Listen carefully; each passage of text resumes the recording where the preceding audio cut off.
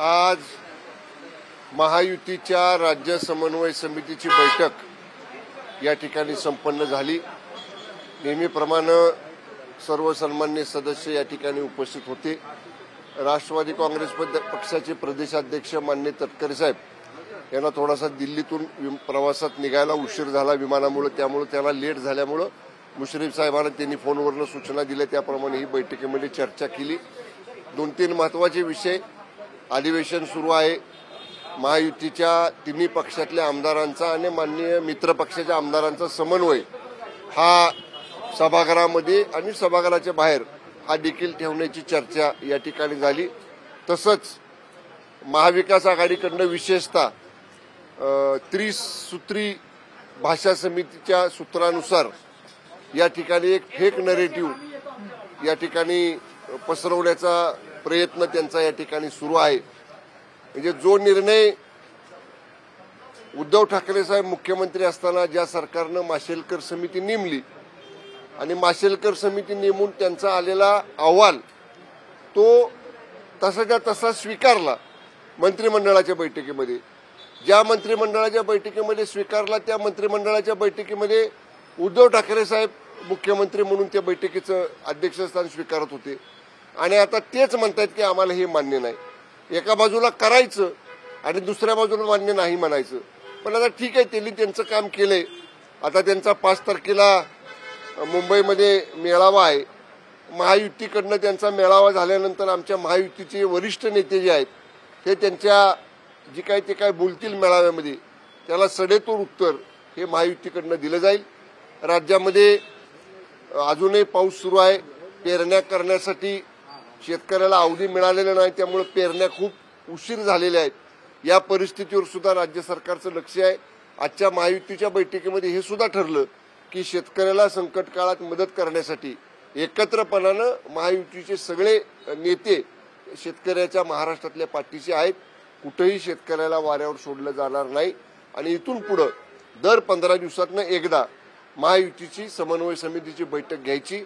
महायुतीचा समन्वय सभागृहामध्ये, सभागृहाच्या बाहेर, राज्यामध्ये येणाऱ्या सगळ्या पुढच्या स्थानिक स्वराज्य संस्थांच्या निवडणुकीमध्ये महायुती अशीच भक्कम ठेवायची, या पद्धतीची चर्चा आजच्या बैठकीत झालेली आहे। सर, त्रिभाषा धोरणासंदर्भातलं जसं जी आर रद्द केला आणि आता मेळावा वगैरे काढला जातोय, मात्र जी समिती नेमण्यात आली ती देखील समितीचा जो अहवाल आहे आम्ही मान्य करणार नाही जर त्रिभाषा संदर्भातलं धोरण राज्य सरकारने ठेवलं तर। अशा प्रकारची या संदर्भामध्ये त्यांना आता भूमिका घ्यायला त्यांना पहिलं त्यांनी ह्या प्रश्नाचं उत्तर द्यावं की ते स्वतः मुख्यमंत्री असताना त्रिभाषा सूत्रानुसार हिंदी सक्तीची करण्याचा जो निर्णय झाला आणि ज्या निर्णयाला माशेलकर समितीनं शिफारस केली, माशेलकर समितीचा अहवाल मंत्रिमंडळानं स्वीकारला, मंत्रिमंडळाचं नेतृत्व मुख्यमंत्री म्हणून उद्धव ठाकरे साहेब करत होते, याच्यावर बोलायला म्हणावं। हे तुम्ही केलं का नाही?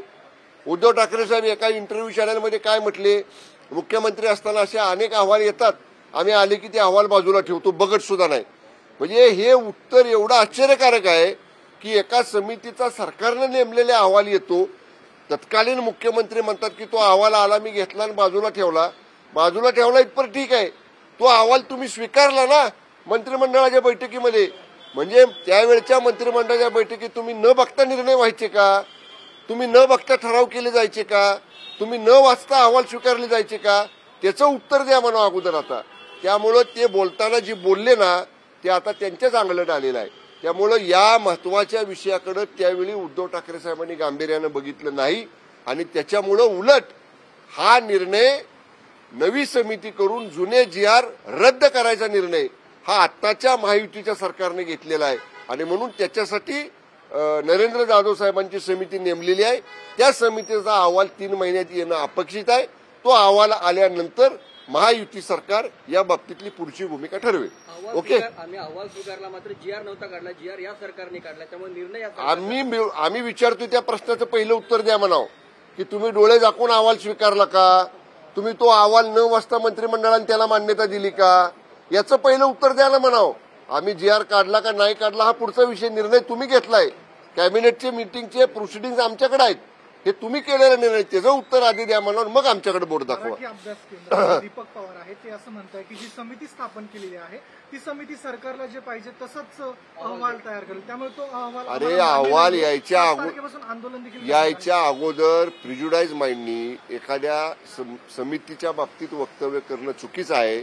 समितीचा अहवाल येऊ द्या, अहवालामध्ये काय नमूद केलंय ते पाहू द्या आणि मग त्याच्यावरती भाष्य करणं योग्य ठरेल. ठीक आहे, ओके, चला बी शॉर्ट. यांच्यावरून विधानसभेत रणकंदन माजलेलं आहे. दुसरीकडे ते असं म्हणताय, विरोधकांची अशी मागणी आहे की त्यांनी माफी मागावी, मात्र माफी न मागता ते दुसरं काही बोलताय. माफी मागत कोण म्हणलं दुसरं काय बोलतायत? आदित्य ठाकरे साहेब, मी सभागृहात होतो, मी होतो सभागृहात. माझे हात जोडून तुम्हाला माध्यम प्रतिनिधींना सुद्धा विनंती आहे, IQ बातम्यांवर बोलू नका. मी त्याचा साक्षीदार आहे. 2 बिलं विधानसभेमध्ये सुरू होती. एक बिल मायनिंग विभागाचं होतं, दुसरं बिल नगरविकास विभागाचं होतं. दोन्ही बिलं या ठिकाणी त्याच्यावरती चर्चा झाली. दोन्ही बिलं मंजूर झाली आणि बिलं मंजूर झाल्यानंतर सभागृहाचं कामकाज अर्ध्या तासानं संपणार होतं. दरम्यानच्या काळात सन्माननीय सदस्य बबनराव लोणीकर साहेबांनी तालिका अध्यक्षांना काही त्यांचं स्पष्टीकरण देण्याची विनंती केली. तालिका अध्यक्षांनी त्यांना बोलण्याची संधी दिली. बबनराव लोणीकर साहेब तिथं बोलायला उभे राहिल्यानंतर त्यांनी बोलणं सुरू केलं, पण विरोधी सदस्य जे काय बोटावर मोजणे एवढे होते सभागृहात त्यांनी त्याला बोलू दिलं नाही. भारतीय सत्ताधारी पक्षाचे सदस्य सुद्धा उठले, पण दरम्यानच्या काळात बबनराव लोणीकर साहेबांनी सांगितलं की मी शेतकऱ्याबद्दल कधीच बोललो नाही.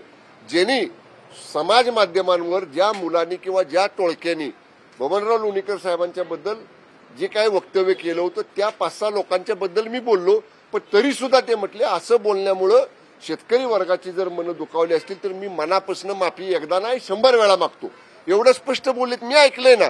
एवढं बोलून सुद्धा समोरच्या लोकांना, विरोधकांना केवळ राजकीय भांडवल करायचं होतं. त्यांनी दंगा करायला सुरुवात केली. मग सरकार म्हणून, सरकारचं प्रतिनिधी म्हणून मी उठलो. मी सरकारची भूमिका स्पष्ट केली की अशा पद्धतीनं लोणीकर साहेबांनी माफी मागितलेली आहे.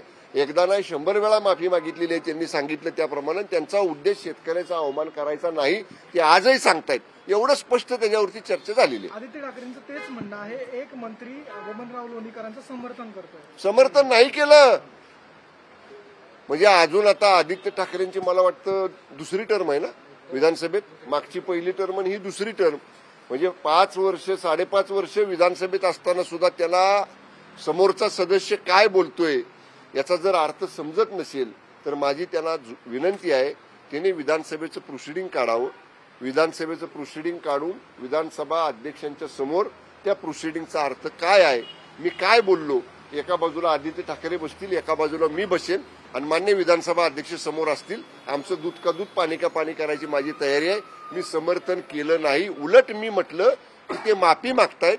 आणि बबनराव लोणीकर साहेब काय म्हटले, मी शेतकरी वर्गाबद्दल बोललो नाही. ज्या सोशल मीडियावर असणाऱ्या एका टोळक्यानं जे बबनराव लोणीकर साहेबांच्या वरती टीका केली होती त्या 7-8 लोकांच्या पुरतं मी बोललो. पण तरी सुद्धा जर शेतकरी वर्गाचं मन दुखावलं असेल तर मी एकदा नाही 100 वेळा माफी मागतो, हे स्पष्ट ते बोललेले आहेत आणि त्यांचं समर्थन करण्याचा कुठं प्रश्नच येत नाही.